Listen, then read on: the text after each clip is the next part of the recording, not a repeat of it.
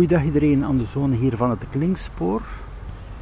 Grenszone met Hulst Nederland via het bos of via natuurlijk de route van Kapellebrug. Hier ook nog even de deelfietsen van Donkey Republiek. Heel wat deelfietsen ter beschikking. Heb je verbinding met Hulst busstation of eventueel de Havenfort, maar opnieuw het belang ook dat de inwoners die even verder wonen ook een dropzone krijgen. Want dan kan men direct van A tot B. Het is niet voldoende Hulst busstation. Vele mensen wonen 5 of 10 kilometer van Hulst busstation. Zo, daar zie ik ook een gewone fiets. Dus ook de mogelijkheid is iets goedkoper, niet elektrisch. Ook wel interessant voor korte afstanden. Hier staat er ook nog in, ja, het staat momenteel wel redelijk vol met fietsen. En daar de aansluiting F411 voor Sint-Niklaas. 30 minuten met dergelijke fiets tot het treinstation. En dan hier heb je die fietssnelweg een stukje die dan eindigt aan het bosgebied. Dus nu zal ik vertrekken naar Vogelwaarde via een stuk Kapellebrug en Sint-Jansteen.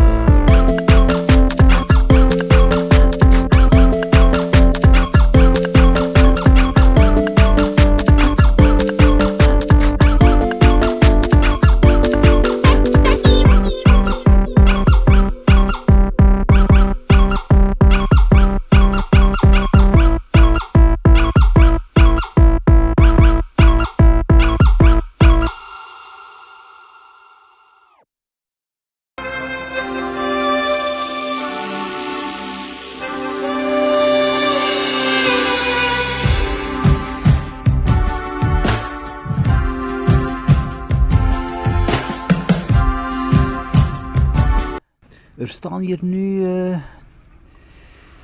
ja, toch wel 6 fietsen van Donkere Republiek. Dus iemand die nu geen openbaar vervoer heeft, kan zo'n fiets gebruiken en afzetten in Vogelwaarde. Het zijn digitale dropzones, dus in principe het kost niets om een dropzone te zetten. Natuurlijk, waarschijnlijk hebben ze dan nog wel nog extra fietsen nodig. Want als je meer dropzones zet, moeten er ook fietsen aanwezig zijn. Maar bon, het is zeker en vast technisch mogelijk en dit moet toch wel veranderen. Want kijk hier dat busstation, er is totaal geen bus tot maandag. Er is wel een bus naar Hulst en een bus naar Roosendaal, maar voor naar je dorpen te gaan, er is totaal niets. Het is ook niet interessant, ik zeg, de taxi moet je hier reserveren 2 uur op voorhand. Kan je wel naar Kloosterzande op zaterdag, maar in Kloosterzande moet je daar ook weer wachten op een busje 1 maal per uur. En men is hier ja, 10 minuten met een voertuig naar Vogelwaarde met de fiets. Ja, kan je spreken een half uur met een e-bike.